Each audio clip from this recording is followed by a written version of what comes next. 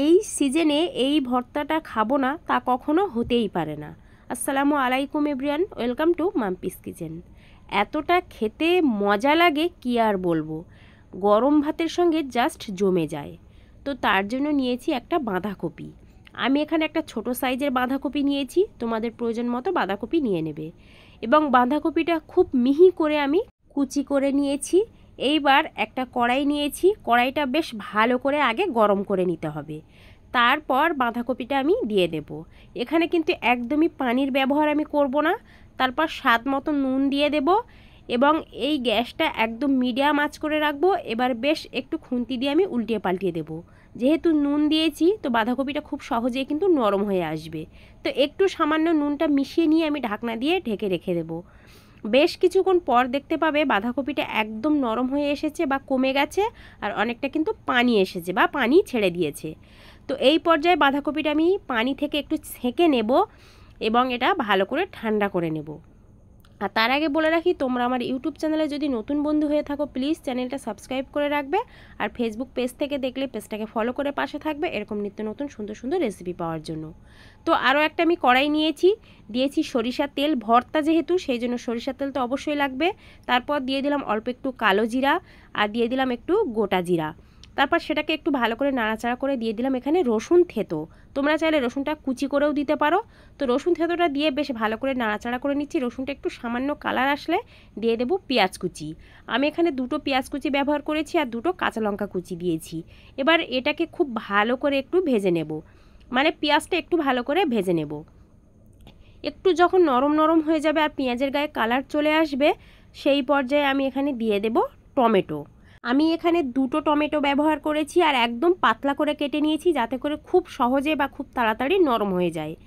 তো টমেটো দিয়ে খুব ভালো করে কিন্তু আমি নাড়াচাড়া করে নিয়েছি। তারপর দিয়ে দেবো স্বাদ মতো নুন আর দিয়ে দেবো একটু ধনিয়া গুঁড়ো। তারপর আবারও খুব ভালো করে নাড়াচাড়া করে নিচ্ছি।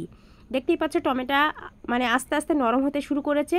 তো একটু নাড়াচাড়া করে নেওয়ার পর দিয়ে দিলাম এখানে হলুদ গুঁড়ো আর একটু কাশ্মীরি রেড চিলি পাউডার। তারপর আবারও খুব ভালো করে নাড়াচাড়া করে নিয়েছি। টমেটো আর একটু নরম হতে থাক, ততক্ষণ যে বাঁধাকপিটা আমরা সিদ্ধ করে রেখেছিলাম সেটাই আমি মিক্সিতে নিয়ে নিচ্ছি। তো মিক্সিতে নিয়েছি আর এখানে পানি একদমই দেবো না। যদি পানির দরকার পড়ে মিক্সি একটু ঘুরিয়ে নেওয়ার জন্য সামান্য একটু পানি দিয়ে কিন্তু এরকমভাবে মিহি পেস্ট তোমরা বানিয়ে নেবে। তো ততক্ষণে দেখতেই পাচ্ছ টমেটো একদম গলে ম্যাশ হয়ে গেছে আর খুব সুন্দর হয়ে গেছে। তো এই পর্যায়ে কিন্তু আমি তোমাদেরকে একটু দেখিয়ে দিচ্ছি জাস্ট কতটা সুন্দর হয়েছে, গ্রেভি গ্রেভি মতো। তো খুব ভালো করে যখন টমেটো এরকম কষানো বা ভাজা হয়ে যাবে, একদম নরম হয়ে যাবে, তখনই দিয়ে দেবো আগে থেকে বেটে রাখা বাঁধাকপি। তো বাঁধাকপিটা দিয়ে আমি একটু ছড়িয়ে দিয়ে দেবো এখানে দুটো শুকনো লঙ্কা, মানে ভাজা লঙ্কা আমি একটু ম্যাশ করে দিয়েছি হাতের সাহায্যে। দিয়ে দিলাম অল্প একটু ধনিয়া পাতা। এইবার খুব ভালো করে আমি নাড়াচাড়া করে নেব। আর এখানে একটু বলে রাখি, ভর্তা মানেই কিন্তু ঝাল।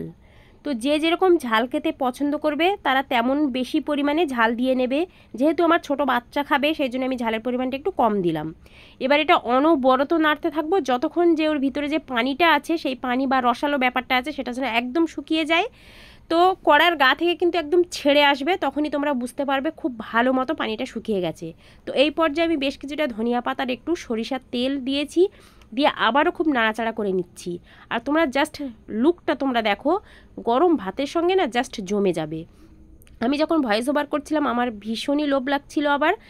তো দেখতেই পারলে একদম কড়া থেকে যখন ছেড়ে দিয়েছে তখনই কিন্তু আমি ভর্তাটা তুলে নিয়েছি। তো আমি গরম গরম পরিবেশন করছি। তোমরা দেখো, আর ভিডিওটা কেমন লাগলো অবশ্যই কমেন্টে জানিও। ভালো লাগলে বন্ধুদের মাঝে অবশ্যই শেয়ার করে দিও। যেহেতু এখন বাঁধাকপির সিজন চলছে, তো উপর থেকে একটু সুন্দরের জন্য আমি একটু ধনিয়া পাতার একটা শুকনো লঙ্কা দিয়ে পরিবেশন করলাম। তো কেমন লাগলো অবশ্যই ট্রাই করো। ট্রাই করার পর কমেন্টে জানিও কেমন লাগলো। ভালো লাগলে লাইক কমেন্ট শেয়ার।